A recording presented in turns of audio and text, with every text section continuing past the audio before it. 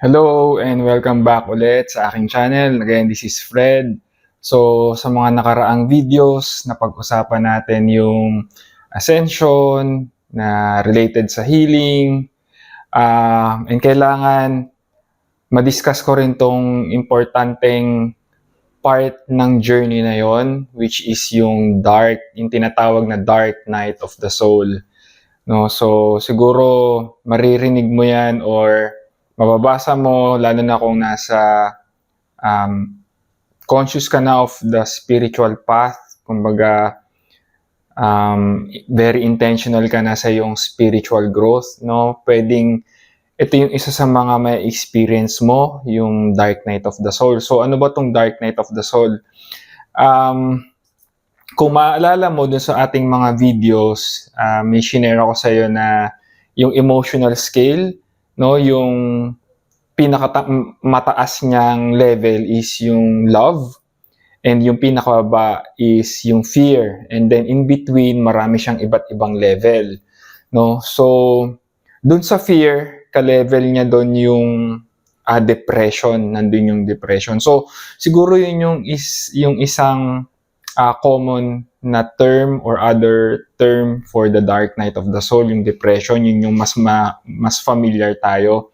Pero ano ba yung na-experience during Dark Night of the Soul? Ito kasi yung pinaka lowest of lows talaga, yung talagang lowest point na may experience mo, yung tipong parang crisis. Yan yung isa pang term na pwede natin gamitin for the Dark Night of the Soul, yung na-experience natin to sa iba't ibang phase sa buhay natin, depende sa ating evolution, kung nasang stage of spiritual evolution tayo, no? So yan yung tinatawag natin na identity crisis or yung midlife crisis, quarter life crisis, depende kung kailan mo siya ma-experience. Ako personally, na-experience ko siya nung year 2012, parang diyan ko na-start ng experience, tapos mga 2013 up to 2014 yung experience kong yun, no? So yun yung time na after mawala si Papa, nung namatay yung father ko, nagkasakit siya ng cancer and then pumanaw siya, no? So meron din kasi akong struggle personally sa health ko nung time na yon. So parang and then financially I'm not doing well din. So parang sabay-sabay yung mga pagsubok sa buhay na tipong hindi ko na maintindihan kung ano yung nangyayari. So ayun, nung after nawala si Papa, dumating ako dun sa pinaka lowest point in my life na yun din naman yung naging pivotal point na nagbago ng direksyon ng buhay ko, no? So kaya gusto kong i-share tong experiences to kasi baka nandun ka sa stage na yon, or just in case na ma-encounter mo yon sa iyong journey, at least maging aware ka, magkaroon ka ng idea, and malaman mo that it's part of the journey, it's okay, and hindi ka nag-iisa. So yun nga, ako na-experience ko noon, parang nung time na yun nawalan ako ng ganang mabuhay, in short, ganun. As in, yung ambition ko nawala, yung drive ko, as in, parang na-suck out of myself yung life, parang sinak out sa akin, parang ganun.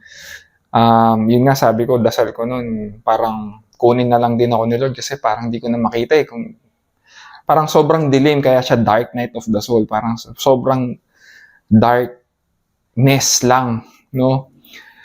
Ayun, so Pero nung na-experience ko yun, hindi ko siya na-realize na ganun pala yung na-experience ko. Hindi ko alam na na-depress pala ako, hindi ako aware. Kasi ganun yun eh. Parang pag nandun ka sa sitwasyon, wala kang ibang perspective, no? Hindi mo makita yung parang yun nga, wala kang ibang perspective para makita yung sitwasyon na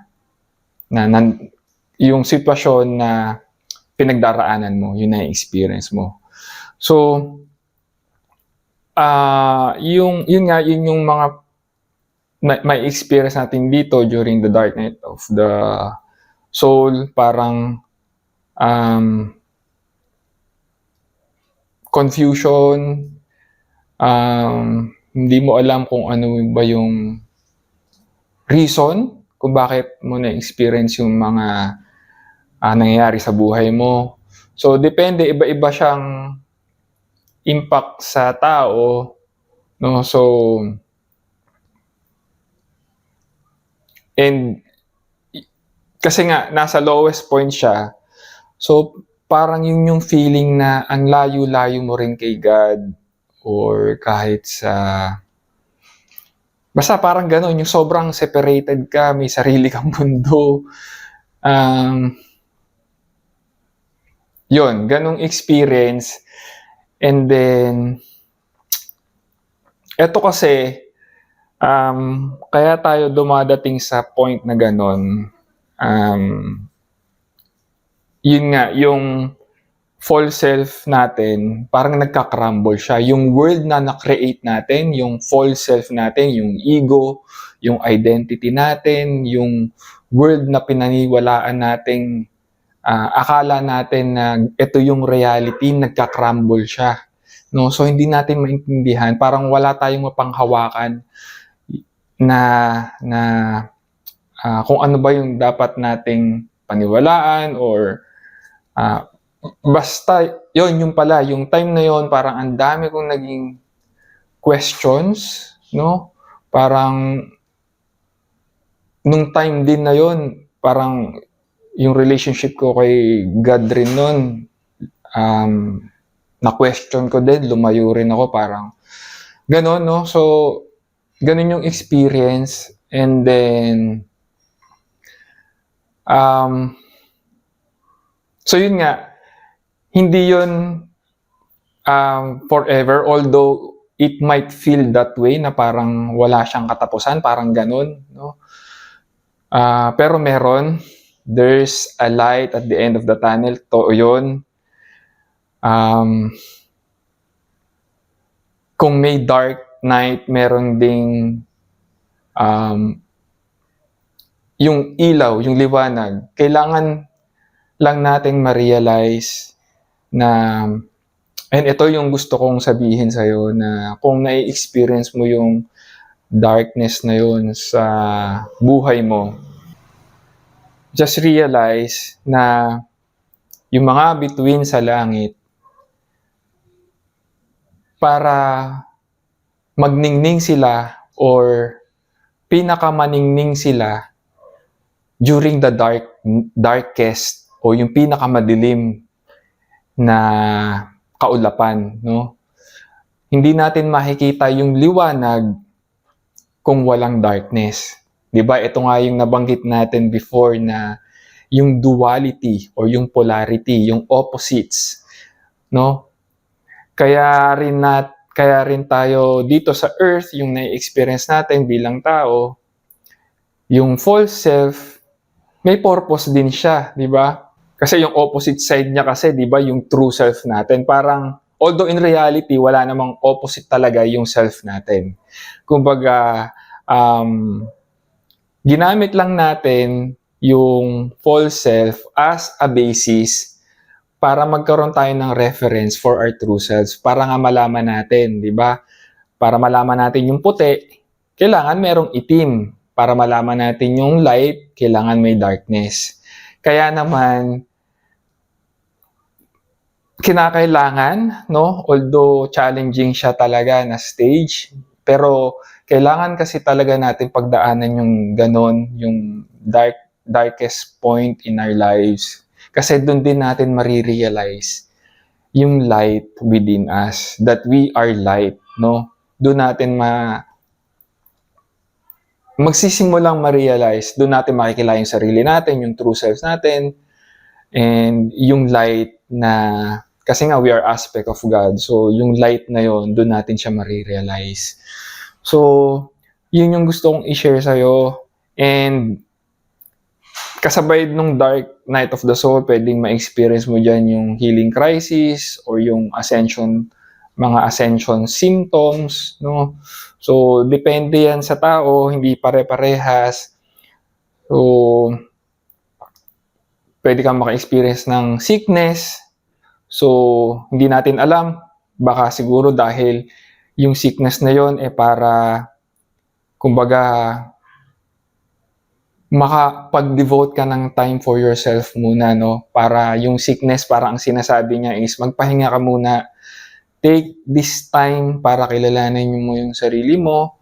Take this time para to heal yourself, no? To love yourself. And eventually, through that process, dun mo marirealize nga, makikilala mo yung sarili mo and the light within yourself. So, yun yung purpose ng Dark Night of the Soul. And habang na-experience mo siya, para siyang curse. Pero after that experience, pag binalikan mo yung time na yon, makikita mo siya as a blessing.